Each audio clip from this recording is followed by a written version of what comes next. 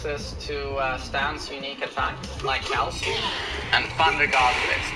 But that's not a very good mid, which is why this stance is useless if it weren't for, you see -16, would be useless if it weren't for the ability to cancel the stance. Because naturally we want to do this. You know, we don't want to do this. I mean, it basically says itself. So the stance is nothing unless you learn how to cancel it. And so basically wave dashing is just forcing the crouch dash stance onto my opponent. You know, instead of doing it once and then we go back to neutral, I can just force, I can stay in the stance and apply pressure on the opponent, utilizing the stance mix-ups, which in this case with Kazuya is with 50-50. Same with Double Jim, and with Heihachi not so much. So another thing to mention regarding linking crouch dashes into a wave dash sequence, and this is just done by doing crouch dash over and over. I have a video where I specifically talk about, this is going to be more like wave dash theory. If you're interested in getting a good wave dash, I'm going to link in the description a video that will teach you how to wave dash, so please check that out. But in terms of theory here, if I wave dash slowly, I can very quickly get my opponent to the wall.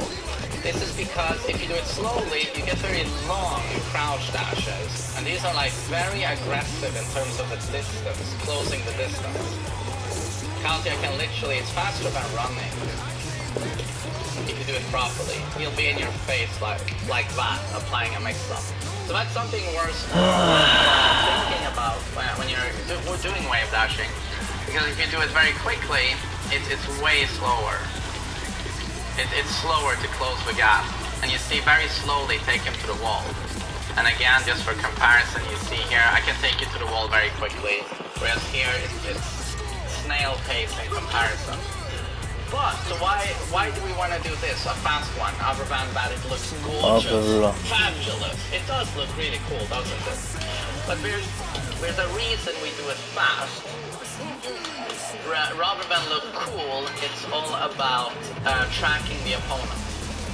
If I do a slow crouch dash, I get some tracking, but not too much. If I do a fast wave dash, you'll note that Kazuya's face is always completely aligned with the opponent and his torso. You know that? It's like I'm staring deep into Shaheen's beautiful eyes. I never let go. I will never let him go. This is why we wave dash very, very quickly, preferably. Oh my god. If I do this properly, I can actually get the health sweep to connect, even though it has literally zero tracking to that side. And it's because I'm tracking so fast with that fast wave dash that the health sweep just connects almost instantaneously, and he has no time to. It just realizes perfectly. So that's when you know you're doing it correctly. So that is the insane strength of a fast wave dash. I can force my mix-up even though you're sidewalking towards my very weak side. So now I hope you understand, you know, the pacing of a wave dash, why you'll see people do this quickly. It's not only about looking really cool, it's about actually forcing people to take this mix-up, even though they're sidewalking. Nice. So the next thing I want to talk about is while standing forward. If I'm crouching, I can do a while standing forward. This is an 11 frame mid post that's +8. That's ridiculously good. And on block it's -3. If I can get him to block that. Here we go. Sorry. That is very, very powerful. And you can do this from crouch dash at like 14-15 frames by doing a crouch dash inputting neutral, and then you press forward. It's gonna look like this. Forward, neutral, Hadouken, and then not on the same frame, as you can see there. The 4 here is not right below the last direction here. 그러면 금단 증상이었다. This is a very good if I want to do it quickly from standing, I'll do that from a crouch dash. It's slower actually to duck and bend while standing forward. Most people don't understand that. It's faster to do a crouch dash. I'm doing it so quickly, you can't even see the crouch dash. If you do it really quickly, you won't even see Kazuya's head go down at all. Oh, sorry. You see? Being very fast. This is a technique you have to learn how to do, because this means you have an 11 frame check, basically. If I'm standing all the way over here, and I crouch dash, closing the gap with the crouch dash, I've already done the input of a crouch dash. Forward, neutral, quarter circle forward. So as soon as I press 4, I have an 11 frame mid check. Again, it's just something worth thinking about. Or if you do, a lot of people think, I'm gonna electric, you know, you just stand and input the whole motion. But you'll see high-level players sometimes, they do a crouch dash in, and then you can confirm your opponent pressing something or moving, and you just tap 2, and, you know, it comes out as 11 frames. The animation itself, the attack itself from the start. So you can actually, play around with distance, quite a bit with distance. I hope you get what I'm trying to say here. If I do a while standing 4 from point blank like this, it comes out to like 14-15 frames due to the execution. If I do the execution part over here and then slide in, crouch dash covers a lot of space, I can just press 4 to get an 11 frame mid check. Right? So, yeah, it's really good. And then we have to learn how to crouch dash into downward 1. A lot of people are unable to do this. It's the same principle as rounding like this and then dashing into downward 1 for a post screw wall and no combo ender, sorry. Let's see. I can't do a combo like so, and then I'm gonna dash in.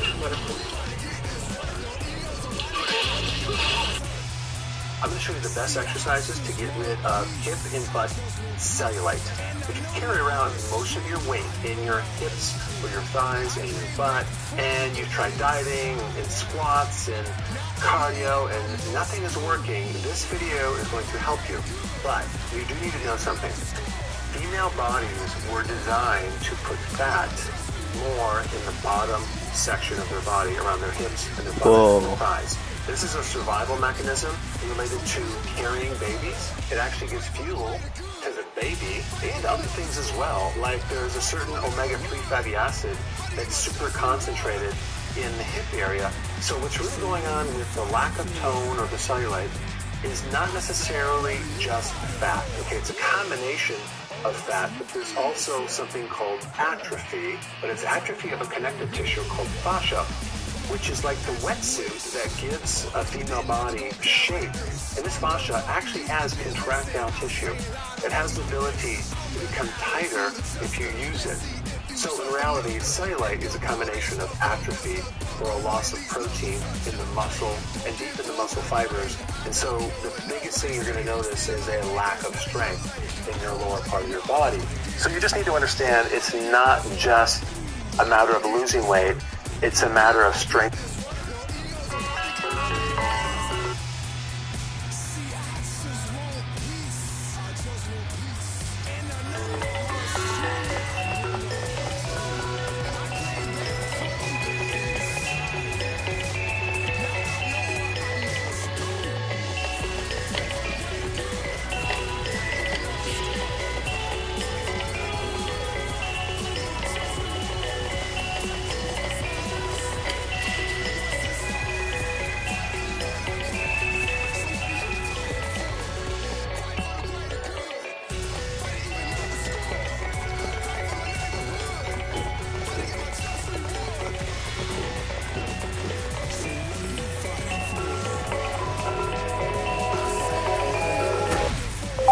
Sedentary carnivore diet.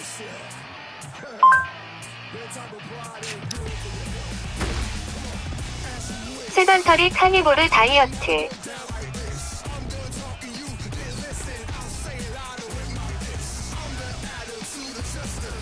Yeah, I went from 232 is the most I've seen on a scale. I think I was even more than that. That was in May or April. You know, from April to November of 23. That's when I hit 175, and I've maintained 175 for the last 12 months. So, yeah. Hey, we've been doing this longer than you have. And you guys are more active than me too. Well, that can have a little bit to do with it, but you don't have to be active to lose weight. You know, that's a misnomer that's been spread throughout the industry. That, you know, to lose weight you gotta eat less and move more, and that's all BS. You don't. You actually can eat more and move less and still lose weight. I lost the most weight that I lost was during the time I broke my ankle. So for those 6 weeks that I was laid up on a recliner, it's actually the 6 weeks that I probably lost the most weight. Yeah, I went from two.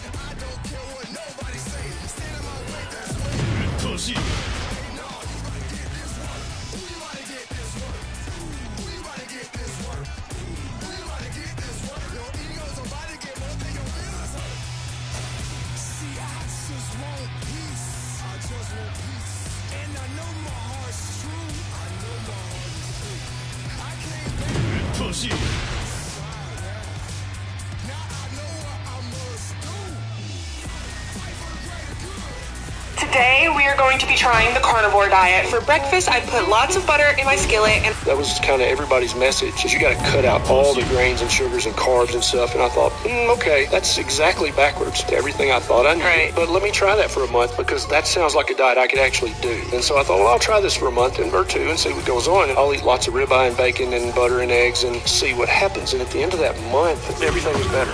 Every single thing without exception was better. That was kind of everybody's message.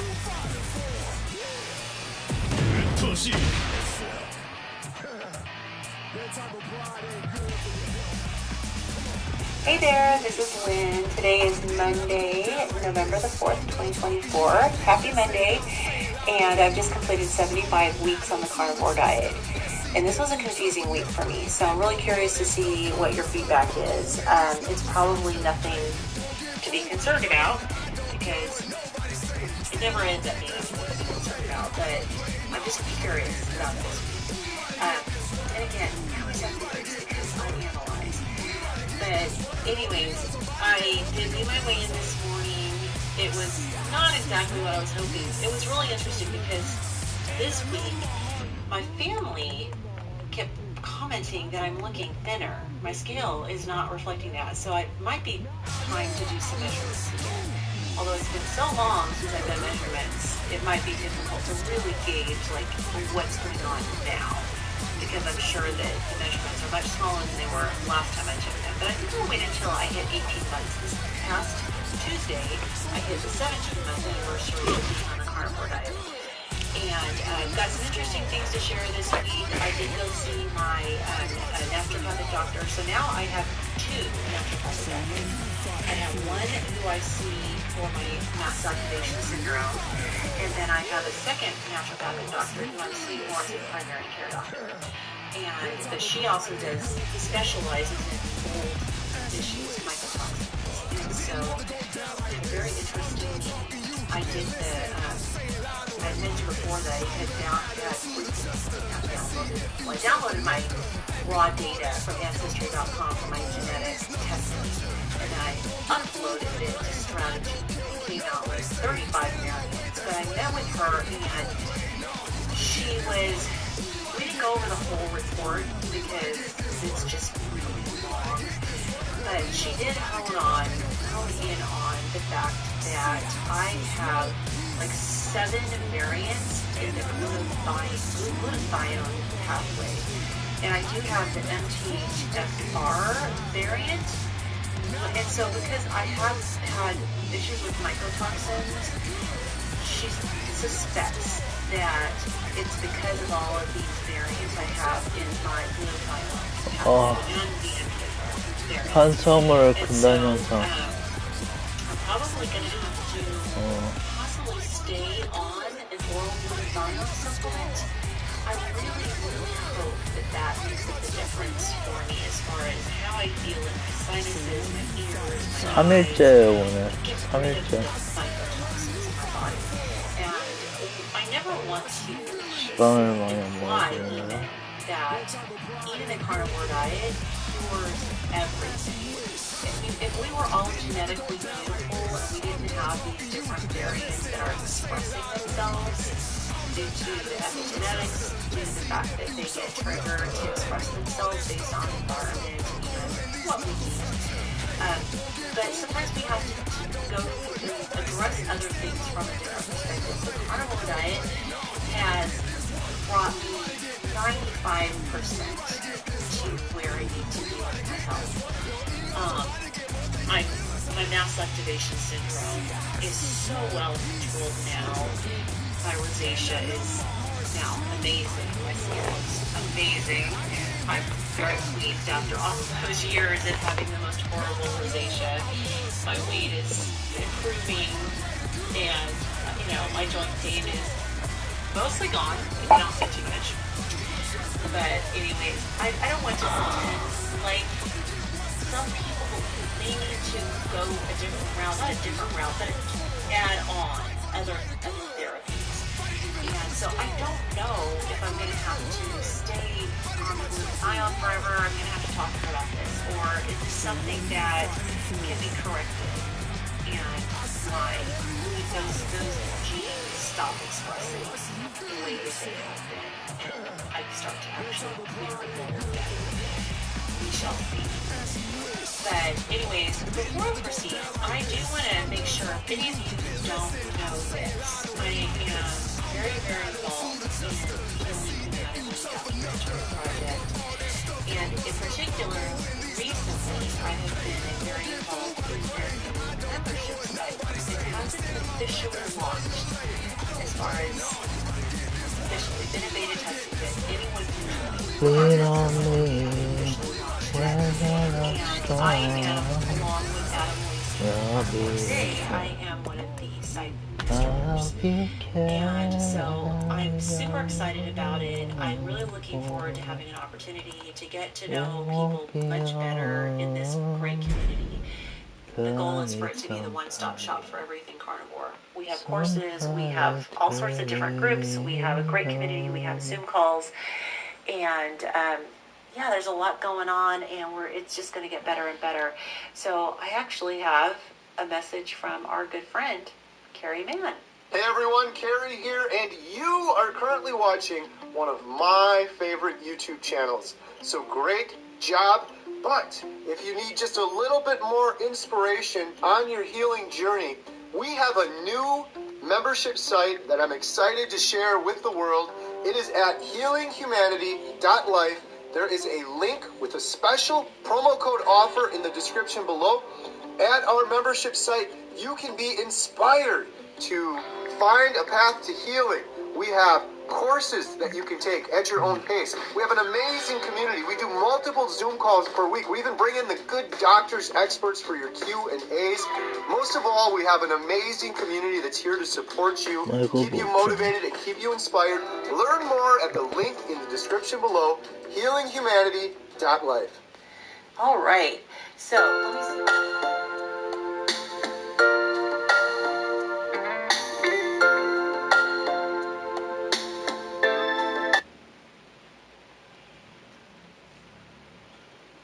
Is it my life? You're sorrow, boy. It was 'cause it's tomorrow.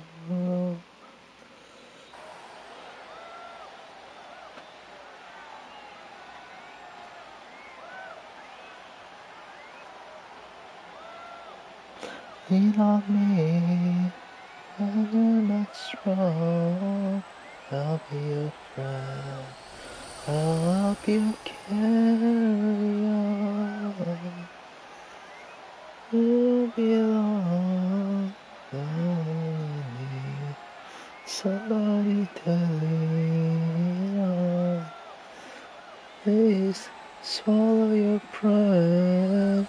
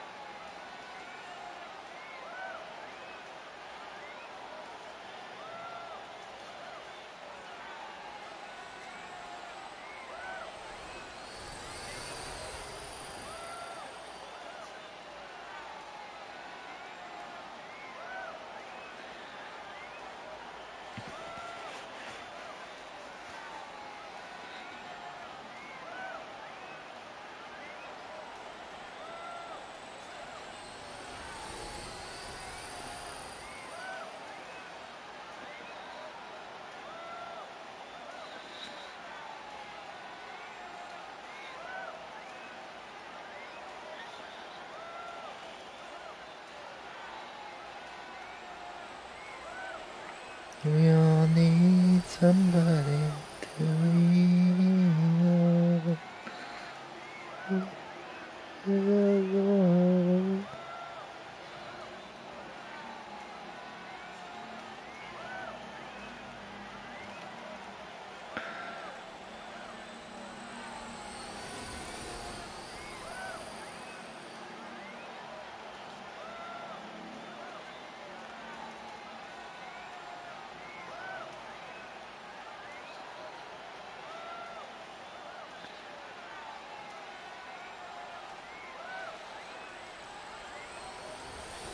Cover as far as this week. Oh, I got a walking pad, and I got it on sale. I'd only spent a little over $100 for it, and it was kind of cool because finally I don't have to worry about the maximum weight, because before I started on the carnivore diet, my top weight was about 350 pounds, but when I started on the carnivore diet, I was about 340. And the maximum weight limit for this walking pad is 330, and I didn't even need to bother worrying about it because I'm like 100 pounds down from that. So that's awesome. But I've been spending some time on it. For those of you who follow Lindy and I on our fitness challenge, we are doing a step challenge this next 4 weeks. And one of the reasons why we want to do a step challenge, reason I wanted to, is because my doctor told me I need to get more steps. He wants me to try to get at least 8,000 steps a day. Man, do I struggle. And on nice days, it's okay to go out and walk, but one walk doesn't necessarily make up for a lot of sitting. And so having the walking pad, I can get up even every hour and spend a few minutes on it and get some steps in, and I don't have to keep going out and taking walks around the block. I can just quickly hop on and do it at home. So I'm pretty excited about that. I do have a video for you about that as well. Alright, so I got my new walking pad. Walking I have pad. a step challenge that Lindy and I are doing for the next 4 weeks, and my goal is to do what my doctor said, is get at least 8,000 steps a day. Today's a beautiful day, but we are going into winter, and so hopefully this walking pad is going to help. This is a Yamaso brand. It sounds kind of Japanese. Flying Yamaso. But let's see, so far I've gotten, let's see how many steps. 3,400, almost 3,500 steps in for today. Trying to get the balance thing figured out and get my stride worked out. And But so far, so good. You can adjust the speed, figure out what my pace needs to be. All right, so that's me on the walking pad. I have really trying to get the whole balance thing figured out and figure out the best stride in order to not fall off of that thing. But I think I'm getting it. And figuring out what speed is comfortable for me and going a little bit higher because I want to get my heart rate up. So anyways, I will probably be filming more, and I don't know if I'm ever going to run on that thing, but it's good to have something to walk on. So that's awesome. I have been wondering, though, like if I'm just too sedentary. My lifestyle is pretty much an indoor lifestyle because I am retired. And I don't have a massive social life. I'm kind of an introvert, and I don't have a ton of people that I go and spend time with. I do hang out with my daughter, but I'm really, really an introvert at heart. And so I'm trying to incorporate more exercise just into my lifestyle, and that may mean getting out there more and going and doing things more. And yeah, that's going to be, it's just more growth that I need. There's all these areas that I still need lots of growth in, and this is definitely one of them. So one of the other things that my doctor said is that my body is not utilizing the folate that I have been taking. And so she ordered a different form of the folate. And she said my B vitamins are not optimal where she would like them to be. And so it's a combination product. It's called homocysteine supreme. She did check my homocysteine levels and they were elevated. But she said that she wasn't alarmed based on what she knows about me. And also, I got the blood test done like 10 days after the beginning of the flu that I had. So there's probably still some inflammation going on. My C-reactive protein levels have always been very high. I mean, really high. And sometimes, like if I've seen it as high as 25, but the last time I had it tested on the carnivore diet, it was still 16. And now, this last time, despite having the flu, it was down to 6.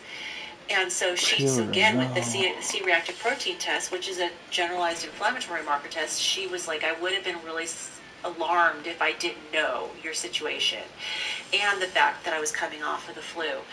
And despite coming off the flu, also my ferritin levels were down from where they were the last time I had them checked. So a lot of these inflammatory markers are trending in the right direction, and I'm really anxious to see what happens next time I get them tested, because this time the doctor agrees we're still a little elevated because of having the flu pretty recently before I had that test done. So hopefully next time, maybe in a few months, we'll be able to check again and see how they're doing. And now that I'm getting these supplements that genetically right now I need, I'm really anxious to see what happens and to see if the lagging symptoms that I'm having will clear up. I don't have I have good energy. Sorry, I froze up there for a second. But I have good energy, but I don't have nearly the energy that other carnivores talk about. Okay, so my energy could be better. Might be from the mold. Might be because of the fact that I have these pathways in my body that aren't functioning well because of these genetic variations that I have, and I'm not utilizing the nutrients, some of the nutrients like I should.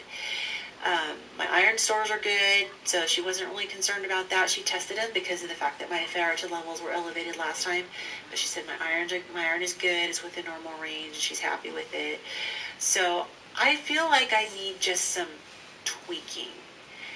And I'm at this phase in the process where I think these little tweaks are going to really show me if it's a dietary issue, why I'm still having issues with my sinuses, my ears, my energy, maybe the trouble sleeping. My sleep is, the flu just threw me back off my sleep schedule. I had just gotten my sleep schedule all worked out, and the flu threw me off. And so I'm back to where I need to really clamp down and get my sleep schedule back on track. So there's so many things that go into energy levels, but mitochondrial repair too takes time. And I know that I just need to be very patient. It hasn't even been 2 years yet. And given the lifetime of abuse that my body took with the horrific eating and all of the illnesses, the chronic disease, the depression, the anxiety, the just garbage lifestyle, it's not going to turn over that quickly. So I am in it for the long haul, regardless to what my scale says, regardless to how I may feel 1 week versus another week. Again, like I've said many times, this is a marathon. It's not a sprint. And the first year to maybe a little over a year, I had very, very steady progress and didn't have as many of the ups and downs. Now I'm in a phase where I have more little ups and downs. And so I think that's normal. I hear that from people all the time. And so just going to plug through and investigate and work with my naturopathic doctors and fine-tune what I'm doing so that I can have an optimal health. And she told me her goal is for me to have optimal health.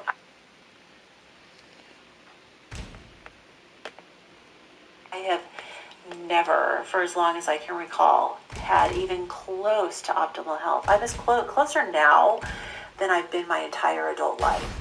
So I'm so looking forward to getting further as far as reaching optimal health. I don't really know what that feels like, to be honest.